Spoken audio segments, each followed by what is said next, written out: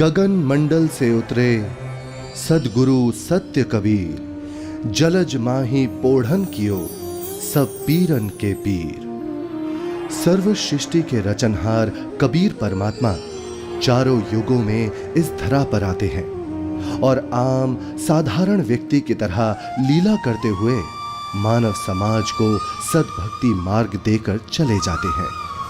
आज से लगभग 600 वर्ष पूर्व कलयुग में अपने वास्तविक नाम कबीर नाम से सतलोक से चलकर कबीर प्रभु जी काशी के लहरतारा नामक तालाब में एक कमल के फूल पर सन 1398 ईस्वी संवत 1455 में ज्येष्ठ मास की पूर्णिमा को ब्रह्म मुहूर्त में प्रकट हुए थे। उन्हें नीमा और नीरू नाम के जुलाहा दंपत्ति ने पाला था। बात 1403 ईस्वी की है, जब कबीर प्रभु जी 5 वर्ष के थे।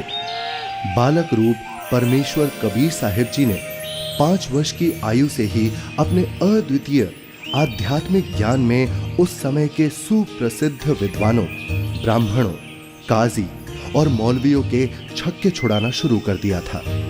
उन्हीं में से एक लीला है परमेश्वर कबीर जी द्वारा 104 वर्षीय काशी के सुप्रसिद्ध ब्राह्मण स्वामी रामानंद जी को गुरु धारण करने और उनको अपने अनमोल सत्य ज्ञान का उपदेश प्रदान करने की। रामानंद स्वामी जी रोज ब्रह्म मुहूर्त में गंगा घाट पर नहाने जाते थे। एक दिन ऐसे ही जब वो नहाने गए, जैसे ही स्वामी रामानंद चलकर नदी के किनारे सीढ़ियों से उतरने लगे, स्वामी रामानंद जी के पैर के खड़ाऊ कबीर प्रभु के सर पर लगते हैं। बालक कबीर जोर जोर से रोने लगे। रामानंद जी के चेहरे के भाव बदलकर चिंता वाले हो गए। वो नीचे की तरफ झुके। जैसे ही रामानंद जी झुकते हैं, उनकी गले की कंठी, जो कि एक तुलसी के मनके की होती है, पौड़ी पर बैठे कबीर जी के गले में डल जाती है और स्वामी रामानंद जी रोते हुए बालक रूप में परमेश्वर के सर पर हाथ सहलाते हुए बोलते हैं, ये क्या अनर्थ कर दिया मैंने। रो मत बेटा, राम राम बोलो। राम राम। राम राम कहने से सब दुख दूर हो जाएंगे। ये बच्चा जरूर अपने माँ बाप से बिछड़कर यहाँ आ गया है। ऐसा करता हूँ, स्नान करने के पश्चात इसे आश्रम ले चलता हूँ और फिर इसके माता पिता के बारे में पता करता हूँ।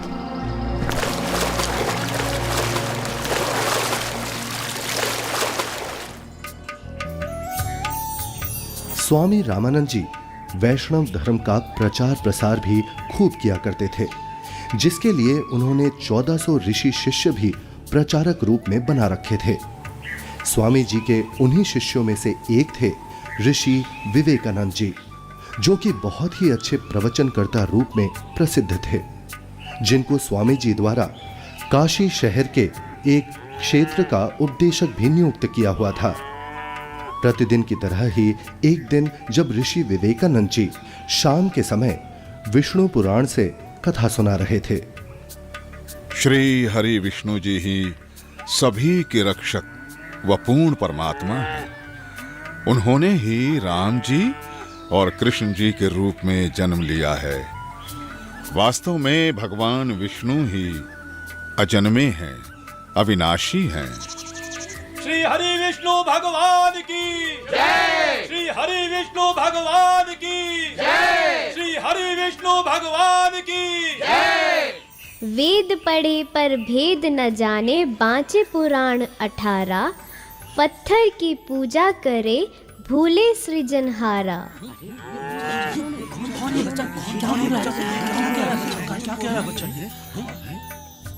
हे ऋषिवर, भगवान विष्णु अजन्मे और अविनाशी नहीं है। अब इसमें देखिएगा ब्रह्मा विष्णु महेश की क्या स्थिति है। श्रीमद् भगवत गीता, गीता प्रेस गोरखपुर से प्रकाशित है। संपादक हनुमान प्रसाद पोदार, चिमनलाल गोस्वामी। प्रकाशक एवं मुद्रक हैं गीता प्रेस गोरखपुर, गोविंद भवन कार्यालय कोलकाता का संस्थान। अध्याय 4 चल रहा है, 123 पृष्ठ पे। भगवान विष्णु अपनी माता दुर्गा की स्तुति कर रहे हैं, तुम शुद्ध स्वरूपा हो, ये सारा संसार तुम इसे उद्भासित हो रहा है। मैं ब्रह्मा और शंकर हम सभी तुम्हारी कृपा से विद्यमान हैं। हमारा आविर्भाव माने जन्म और तिरोभाव माने मृत्यु हुआ करता है। हमारा तो जन्म और मृत्यु होता है, केवल तुम ही नित्य हो, जगत जननी हो, प्रकृति और सनातनी देवी हो। अब इसका क्या अर्थ है? ब्रह्मा विष्णु महेश नाशवान है, इनकी जन्म मृत्यु होती है। हे ऋषिवर, भगवान विष्णु अजन्मे और अविनाशी नहीं है। शिव पुराण में लिखा है कि निराकार परमात्मा आकार में आया, वे सदा शिव काल रूपी ब्रह्म कहलाया।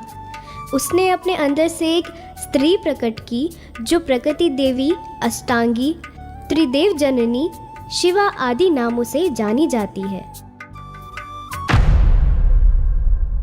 पवित्र शिव पुराण ये गीता प्रेस गोरखपुर से प्रकाशित है। सचित्र मोटा टाइप, केवल हिंदी। संपादक है हनुमान प्रसाद पोदार। और ये प्रकाशित कहाँ से है? प्रकाशक एवं मुद्रक हैं गीता प्रेस गोरखपुर, गोविंद भवन कार्यालय कोलकाता का संस्थान। अब देखना ये रुद्र संहिता का, अब हम छठा अध्याय पढ़ रहे हैं 101 पृष्ठ पे। देवर से एक समय ब्रह्मा जी बता रहे अपने पुत्र नारद को, एक समय उस आनंद वन में रमण करते हुए शिवा और शिव के मन में ये इच्छा हुई, दुर्गा और काल के मन में, कि दूसरे पुरुष की सृष्टि करनी चाहिए, यानी कोई पुत्र उत्पन्न करना चाहिए, जिस पर यह सृष्टि संचालन का महान भार रखकर हम दोनों केवल काशी में रहकर इच्छा अनुसार वितरे और निर्वाण धारण करें। ऐसा निश्चय करके शक्ति सहित सर्वव्यापी परमेश्वर शिव ने, इस काल ने, अपने वाम भाग के 10वें अंग पर अमृत मल दिया। फिर तो वहाँ से एक पुरुष प्रकट हुआ, यानी इन्होंने पति पत्नी व्यवहार किया, काल और दुर्गा ने, और वहाँ से एक पुत्र की उत्पत्ति हुई। देखिएगा 102 पृष्ठ पे, 102 पृष्ठ पे। शिव ने कहा, वो बालक उत्पन्न हुआ, उसके कहा कि वत्स, काल ने कहा बेटा, व्यापक होने के कारण तुम्हारा विष्णु नाम विख्यात हुआ। फिर काल रूपी ब्रह्म ने एक काशी नामक सुंदर स्थान बनाया। वहाँ दोनों शिव तथा शिवा अर्थात काल रूपी ब्रह्म तथा दुर्गा पति पत्नी रूप में निवास करने लगे। भगवान विष्णु इनकी ही संतान है।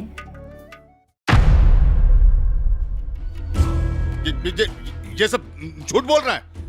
और ये सब छोड़, तू ये बता तू कौन है, किस जाति का है, गुरु कौन है तेरा? ये तो जुलाहा है, नीमा नीरू का पुत्र है। हे ब्राह्मण, मेरे गुरु भी वही है जो आपके गुरु हैं। अच्छा, तुझे पता भी है मेरे गुरुदेव कौन है? मेरे गुरुदेव स्वामी श्री श्री 1008 स्वामी रामानंद जी महाराज हैं। जी पंडित जी, मेरे गुरुजी भी स्वामी रामानंद जी ही हैं। झूठ, सरासर झूठ।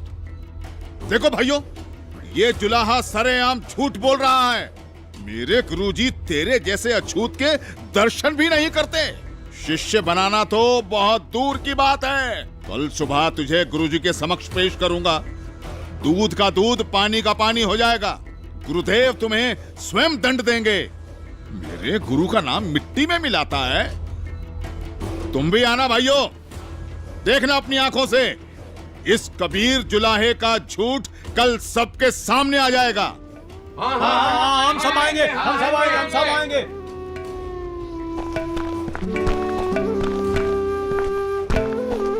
अरे पंडित जी, कम से कम मेरे सवाल का उत्तर तो देते जाइए। विवेकानंद सीधा रामानंद जी के पास पहुंचा और उन्हें सारी बात बताई। रामानंद जी भी गुस्सा हो गए कि आखिर कैसे एक जुलाहा खुद को मेरा शिष्य बता सकता है।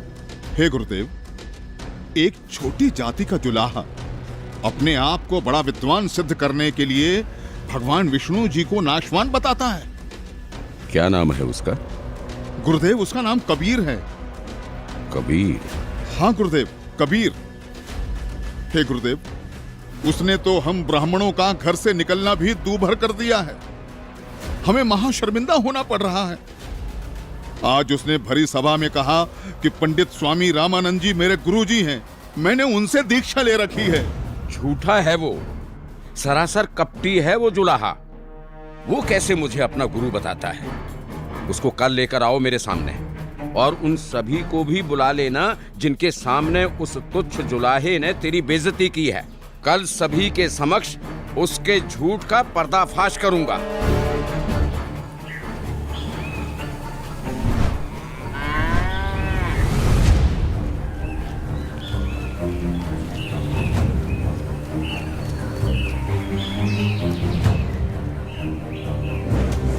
नीरू जुलाहे का घर कहाँ है?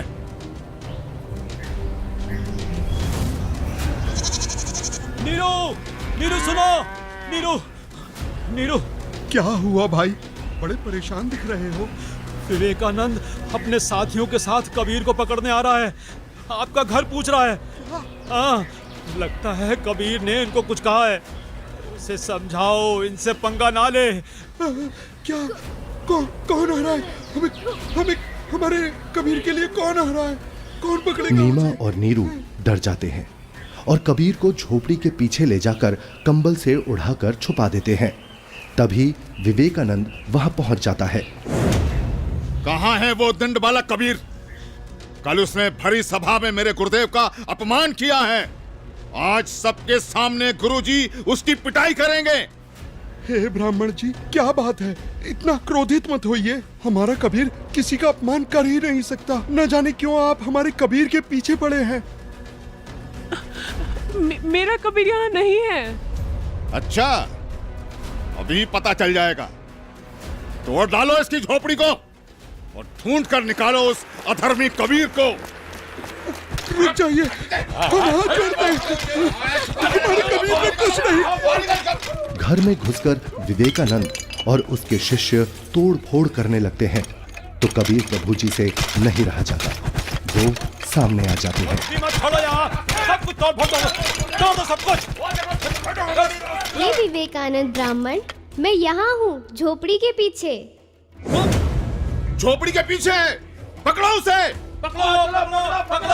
विवेकानंद उन्हें बंदी बना लेता है। फिर जब नीमा और नीरू कबीर प्रभु को बचाने की कोशिश करते हैं तो विवेकानंद उन्हें धक्का मारता है और हिंसा करते हुए कबीर प्रभु को रामानंद जी के पास ले जाता है। विवेकानंद और साथ आए शिष्य बालक को छुड़ाने के लिए बीच में आए नीरू और नीमा के ऊपर भी हाथ उठाते हैं।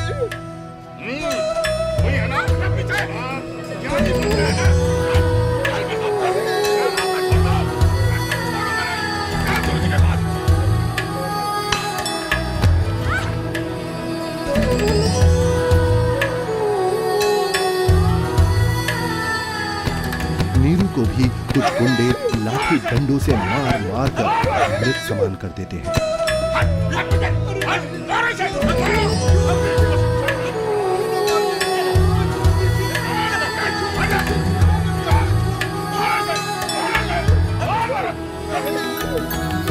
साच कहू जग मार ही, या झूठ कही ना जाई हो।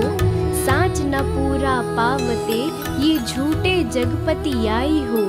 एक तरफ विवेकानंद कबीर प्रभु जी को पकड़कर रामानंद जी के पास ला रहा था और दूसरी तरफ रामानंद जी ने अपनी कुटिया के बाहर एक बड़ा सा पर्दा लगवा दिया जिससे रामानंद जी की नजर शूद्र पर ना पड़े।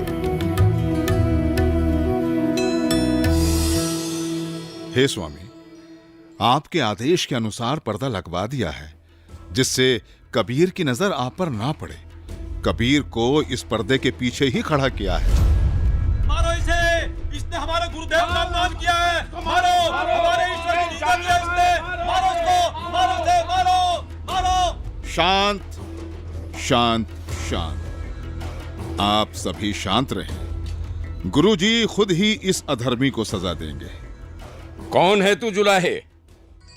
मैं सतलोक का निवासी हूँ, अजन्मा अविनाशी हूँ, पूर्ण ब्रह्म परमेश्वर हूँ। मेरा नाम कबीर देव है। ये सृष्टि मुझ पर ही आश्रित है। तू हाड़ मांस का बना मुसलमान के टुकड़ों पर पलने वाला नीच जुलाहा जाति का बालक है। तू खुद को परमात्मा कहता है? सत्य यही है कि मैं ही सर्वशक्तिमान परमेश्वर हूँ और आप ही मेरे गुरुजी हैं। आप मुझे अपशब्द कह रहे हैं तो भी मुझे आनंद आ रहा है गुरुदेव। तू ऐसे नहीं मानेगा ना जुलाहे। तू थोड़ी देर प्रतीक्षा कर, मैं पहले पूजा कर लेता हूँ, फिर तुझे देखूंगा।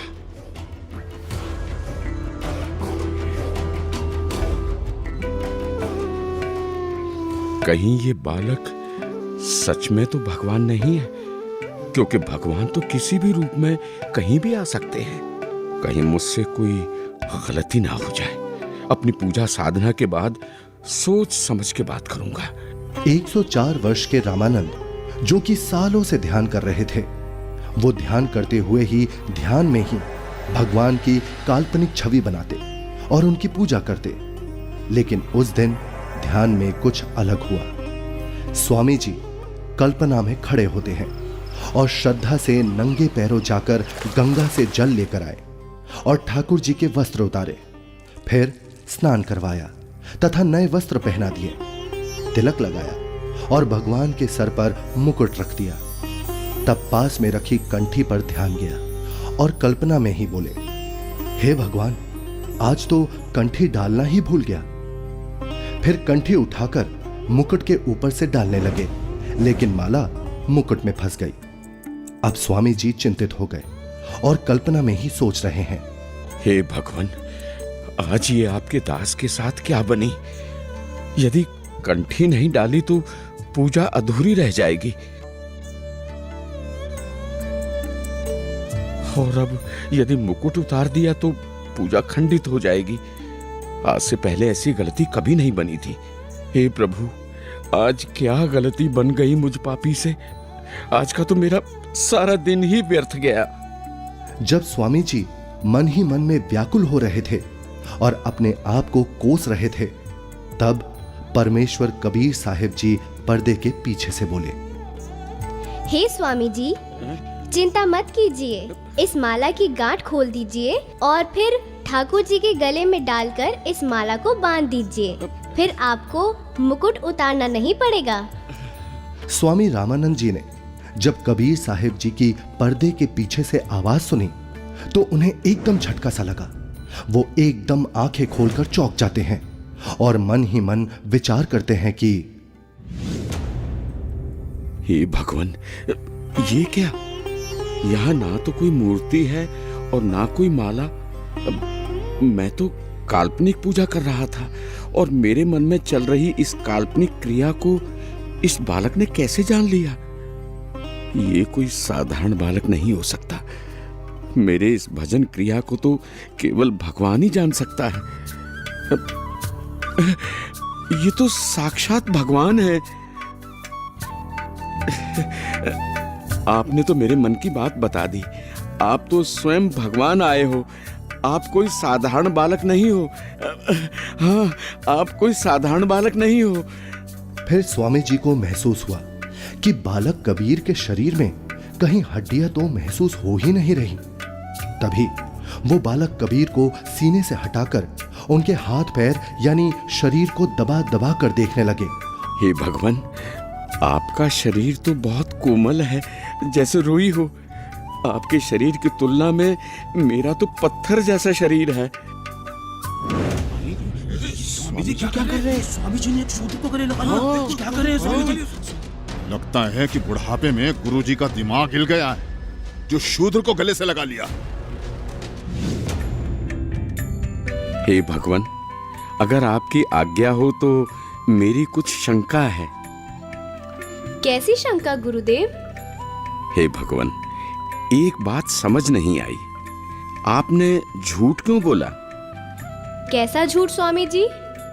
आप कह रहे थे कि आपने मुझसे उपदेश ले रखा है, लेकिन मैंने तो आपको कभी नाम दीक्षा नहीं दी। स्वामी जी, याद कीजिए, एक समय आप पंचगंगा घाट पर स्नान करने के लिए गए थे। मैं वहाँ पौड़ियों पर लेटा हुआ था। आपके पैरों की खड़ाऊ मेरे सिर पर लगी थी और मैं पीड़ा के कारण रो रहा था। तब आपने मेरे सिर पर हाथ रखा और कहा कि बेटा राम राम बोलो। तो स्वामी जी, आप मेरे गुरु बन गए और मैं आपका शिष्य। मेरा तो उद्देश्य ही वहां पर आपसे दीक्षा लेना था। हाँ, अब याद आया। परंतु वो तो बहुत छोटा बच्चा था। वो देखिए स्वामी जी, क्या मैं ऐसा था? स्वामी जी ने जिधर बालक कबीर जी इशारा कर रहे थे, उधर 2.5 वर्ष के उसी बालक को चारपाई पर लेटा देख चौंक जाते हैं और बार बार कभी 5 वर्ष के रूप में खड़े परमात्मा को देखते हैं तो कभी 2.5 वर्ष वाले रूप को। फिर आंखें मल मल कर देखते हैं कि कहीं आंखें धोखा तो नहीं खा रही। इतने में 2.5 वर्ष वाला बालक चारपाई से हवा में उड़ा और 5 वर्षीय बालक के रूप में खड़े कबीर साहिब जी में समा गया और 5 वर्ष वाले बालक के रूप में कबीर साहिब जी वहीं खड़े हैं। मेरा संशय मिट गया। आप ही पूर्ण ब्रह्म हैं, हे परमेश्वर। आपको हम कैसे पहचानें? आप किस जाति में उत्पन्न तथा कैसी वेशभूषा में खड़े हैं? कैसे एक छोटे से बालक के रूप में धोती कुर्ता पहने जुलाहा जाति शूद्र वर्ण में उत्पन्न हुए हैं दाता? हे मालिक, हम तुच्छ बुद्धि जीव आपको कैसे पहचाने? अपने इस अनजान बालक की गलती क्षमा करना प्रभु। ऐसा मत कहिए स्वामी जी, आप मेरे गुरुदेव हैं और मैं आपका शिष्य। नहीं भगवान, मैंने आपको पहचान लिया है।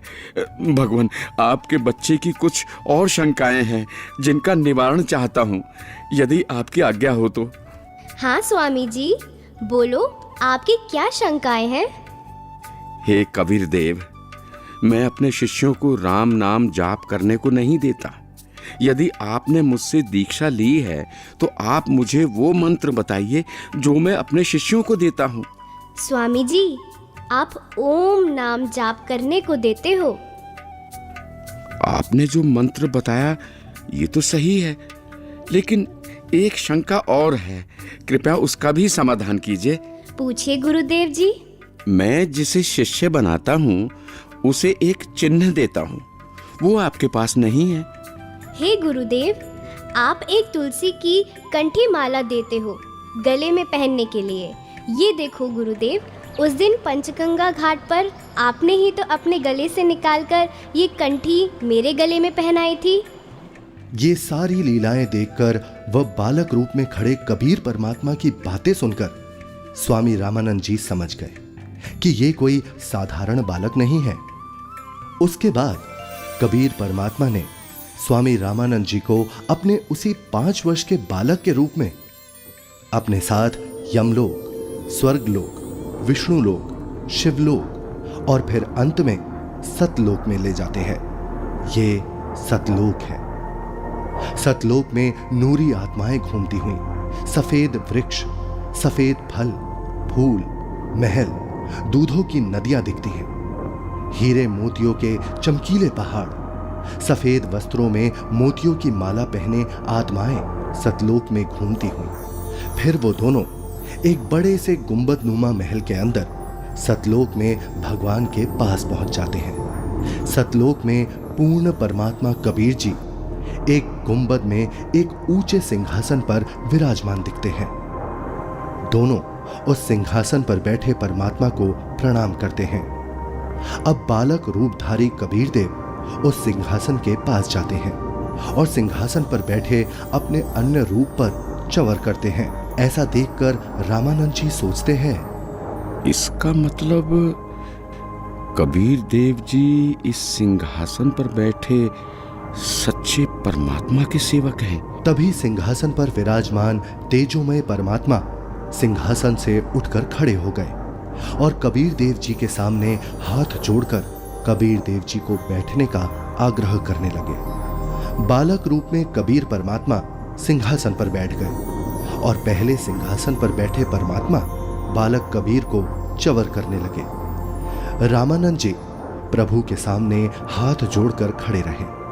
तभी फिर तेजोमय परमात्मा एक प्रकाश पुंज में बदल गया और फिर वो उस बालक कबीर जी के शरीर में समा गया। अब बालक कबीर जी का शरीर भी उतना ही तेजोमय हो गया जितना कि पहले सिंहासन पर बैठे परमात्मा का था।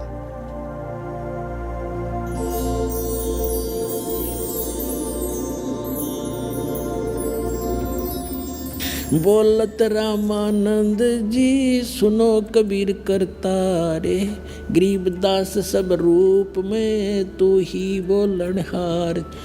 दोहू ठोर है एक तू बया एक से दो, गरीबदास हम कारणे तुम आए हो मगजो। तुम साहेब तुम संत हो और तुम सतगुरु तुम हंस, गरीबदास तुम रूप बिना और न दूजा अंश। हे परमात्मा, आप जी स्वयं ही दोनों स्थानों पर लीला कर रहे हो। आप ही निज ब्रह्म पूर्ण ब्रह्म हो। तीनों लोकों में प्रवेश करके सबका धारण पोषण करते हो। मैंने आपका वो सनातन परम धाम आंखों देख लिया है।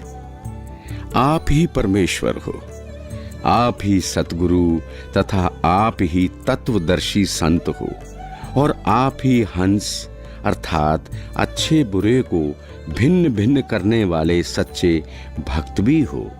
मैं आपका भक्त, आप मेरे गुरुजी। स्वामी जी, आप मेरे गुरुजी ही बने रहो। मैं आपका शिष्य हूँ। ये गुरु परंपरा बनाए रखने के लिए अति आवश्यक है, नहीं तो भविष्य में संत भक्त कहा करेंगे कि गुरु बनाने की कोई आवश्यकता नहीं है। कबीर ने कौन सा गुरु बनाया था? इसलिए स्वामी जी, संसार की दृष्टि में आप मेरे गुरुजी की भूमिका कीजिए तथा वास्तव में जो साधना की विधि मैं बताऊं, आप वैसे भक्ति कीजिए। ठीक है परमात्मा, जैसी आपकी आज्ञा। इस प्रकार परमेश्वर कबीर जी ने 5 वर्ष की आयु में ही 104 वर्ष के ब्राह्मण को तत्व ज्ञान से परिचित कराया, और गुरु परंपरा को बनाए रखने के लिए कबीर साहिब जी ने स्वामी रामानंद जी को अपना गुरु बनाया। यह अनमोल ज्ञान जगत गुरु तत्वदर्शी संत रामपाल जी महाराज के सत्संग प्रवचनों से संग्रह किया गया है। संपूर्ण आध्यात्मिक ज्ञान प्राप्त करने के लिए अवश्य सुनिए जगत गुरु तत्वदर्शी संत रामपाल जी महाराज जी मंगल प्रवचन।